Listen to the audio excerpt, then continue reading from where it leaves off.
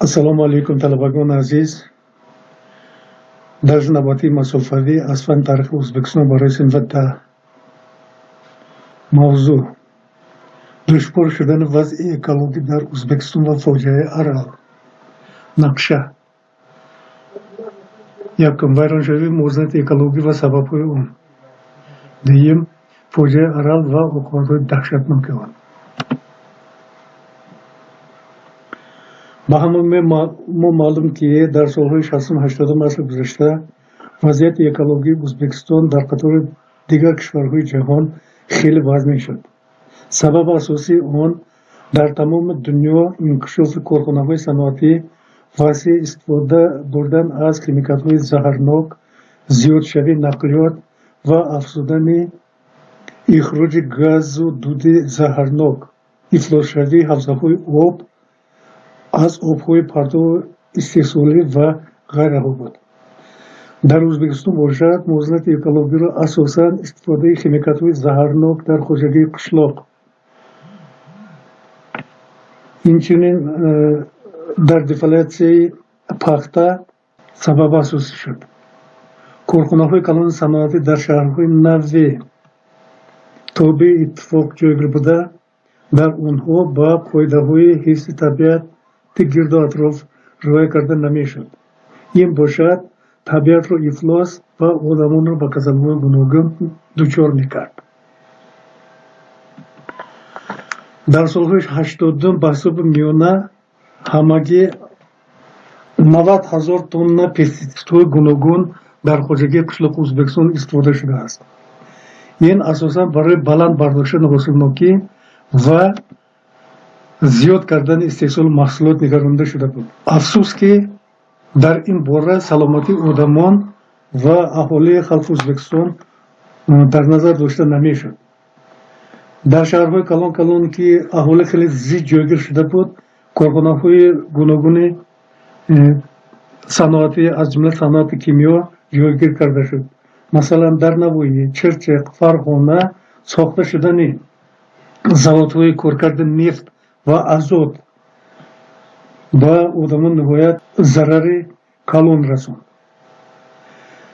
ба нишондоди марказ дар пахтазорҳои Ӯзбекистон ба муқобили зараркунандагони ғӯза ва марисҳо моддаҳои асад зиёди заҳрнок истифода бурда мешуд. масалан васеъ истифода бурдан аз химикати бутифос ки заҳрнокиаш ниҳоят гузаро буд, васеъ паҳн гардид. бутифосро одатан бо воситаи самолёт чанг карда мешуд ба болои пахтазорҳо барои резондани барги пахта.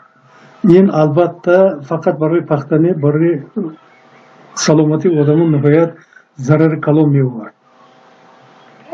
соли 1981 ҳукумати Республикаи Ӯзбекистон ба иродаи марказ зид рафта истифода бурдани ин моддаи заҳрноки химиёро таҳқиқ кард. аммо вақт дер шуда буд. одамон ба касалҳои гуногун аллакай дучор шуда буданд. сабаби дуюмини вайроншавии мувозиноти экологии Ӯзбекистон ин хушк кардани баҳри Арал ва оқибатҳои даҳшатноки он буд. солҳои 60 асри бист дар натиҷаи вусъат ёфтани аз худкунии заминҳои бекорхобида ва зиёд кардани миқдори заминҳои обёришаванда албатта ба хушк кардани баҳри Арал оварда расонд. Амударё ва Сирдарё ки манбаи асосии об буд, то баҳр рафта намерасидагӣ шуд. сабаби асосии ин чӯлҳо заминҳои бекорхобида аз ҳисоби ҳарду ин дарё обод гардиданд ва асодкунии заминҳо асосан аз ҳисоби ин дарёҳо буд ва барои ҳаминам оби Арал аз солҳои 70 муттасил кам шуда рафт ва дар оқибати Арал ва минтақаҳои гирди Арал ниҳоят зарари калон овард. аз солҳои 80 сар карда хоҷагии қишлоқи ҳудуди баҳри Арал мунтаззам соли 30 миллион рубли зарар медидагӣ шуд. якчанд соҳаҳои асосии хоҷагии қишлоқи ин кишвар атрофи Арал демак барҳам хӯрд. Масалан, Санот Моҳдорӣ, Хоҷагоҳи Моҳдорӣ, Хоҷагоҳи Шикорӣ барҳам хӯрд, Мӯйнапарӣ барҳам хӯрд ва пахтакорӣ ва чорвадорӣ ҳар сол ба зарар кор мекардагӣ шуд. Вазъияти душвор дар минтақаи соҳили Амударё ба вуҷуд омада, аҳволи халқи маҳаллиро ниҳоят ба ҳолати танг оварда, дар ин ҷо миқдори касалиҳои гуногун зиёд гардид. Нобудшавии бачагони ҷавон зиёд гардид. Миқдори бачагони маҷрӯҳ ба дунё омада хеле афзуд. Дар байни бачагони яксола вафот нисбати 1000 бача аз 46-45 нафарӣ соли 1980 соли 1986 ба 72 нафар расид. 60% аҳолӣ ба касалии камхунӣ ёки анемия гирифтор шуд.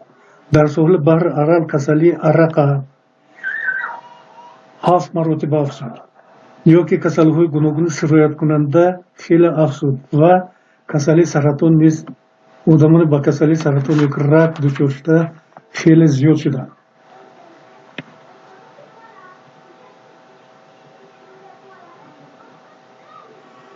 мутаассифона сабаби асосии оқибати асосии даҳшатноки хушкидани баҳри Арал дар дашти Арал биёбони нави аз ҳама ҷавон дар ҷаҳон Аралқум ба вуҷуд омад, ки ин асосан аз шӯрҳои зероби зеризаминӣ бардошта шудани шӯрҳои зеризаминӣ, ки демак аз сабаби ақибнишинии баҳри Арал ба вуҷуд омадааст, ин биёбон ба вуҷуд омад. ҳоло ҳукумати республика дар даври мустақилӣ барои бартараф кардани оқибатҳои даҳшатноки хушкидани Арал чораҷӯйҳои муайянро ба амал мебарад. ҳоло ҳар сол барои обод кардани ин Аралқум дарахтҳои гуногуни иҳотаҷӣ ва манзаравӣ шинонда мешавад. хулоса карда гӯем, сабаби асосии вайроншавии мувозинати экологӣ дар Ӯзбекистон ин аввало аз химикатҳои заҳрнок аз ҳад беҳад бисёр истифода бурдан ва хушкидани баҳри Арал мебошад.